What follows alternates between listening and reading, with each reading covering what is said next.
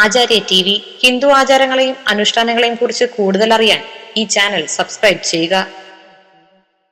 എൻ്റെ ജ്യോതിഷ വിഷയത്തിലേക്ക് ഏവർക്കും സ്വാഗതം. ഹിന്ദു ആചാരപ്രകാരമുള്ള കാര്യങ്ങളാണ് ഞാനിവിടെ നിങ്ങളുടെ മുമ്പിൽ അവതരിപ്പിക്കുന്നത്. ഇന്നത്തെ എൻ്റെ വിഷയം ദേവിക്ക് ഇഷ്ടപ്പെട്ട നിവേദ്യം ഏതാണ്?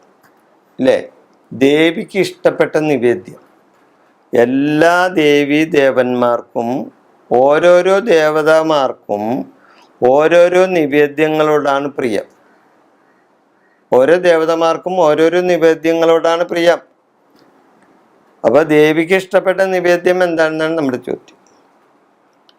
അവലി, അട, പാൽപ്പായസം, ശർക്കര പായസം, ചില സ്ഥലത്ത് അവിടെ കടുംപായസം എന്നും പറയൂ കേട്ടോ. ശർക്കര പായസത്തിന് ചില നാട്ടിൽ കടുംപായസം എന്നാണ് പറയുന്നത്.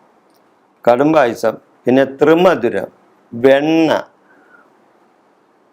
അങ്ങനെ നിവേദ്യങ്ങൾ ഒത്തിരി ഉണ്ട് ഇല്ലേ. ഓരോ ദേവതമാർക്കും ഓരോരോ നിവേദ്യങ്ങളുണ്ട്. എന്നാൽ ദേവിക്ക് ഇഷ്ടപ്പെട്ട നിവേദ്യം ഏതാണ്? അതാണ് നമ്മുടെ ചോദ്യം. ദേവിക്ക് ഇഷ്ടപ്പെട്ട നിവേദ്യം ഏതാണ്? ദേവിക്ക് ഇഷ്ടപ്പെട്ട നിവേദ്യം പായസമാണ്. ദേവിക്ക് ഇഷ്ടപ്പെട്ട നിവേദ്യം പായസമാണ്.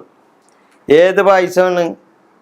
ശർക്കര പായസം അല്ലെങ്കിൽ കടും പായസം.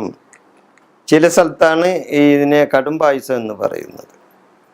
ലളിത സഹസ്രനാമത്തിൽ 99-ാം ശ്ലോകത്തിൽ ഇതിനെപ്പറ്റി പറയുന്നുണ്ട്.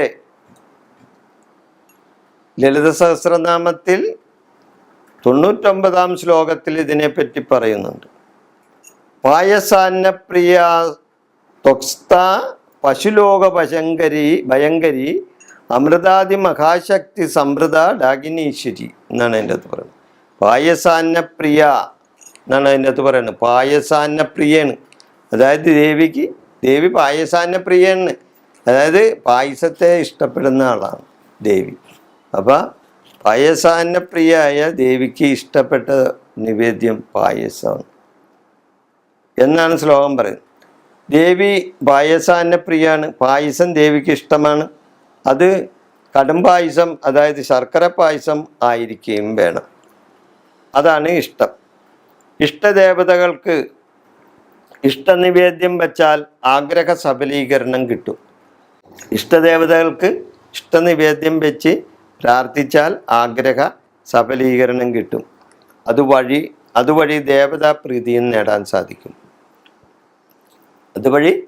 ദേവതാപ്രീതിയും നേടാൻ സാധിക്കും. അപ്പോൾ ഓരോ ദേവീ ദേവന്മാർക്കും ഓരോരോ നിവേദ്യങ്ങളുണ്ടെങ്കിലും ദേവിക്ക് ഇഷ്ടപ്പെട്ടത് പായസമാണ്. അതാണ് പായസാന്നപ്രിയ എന്ന് ദേവിയെ പറയുന്നു.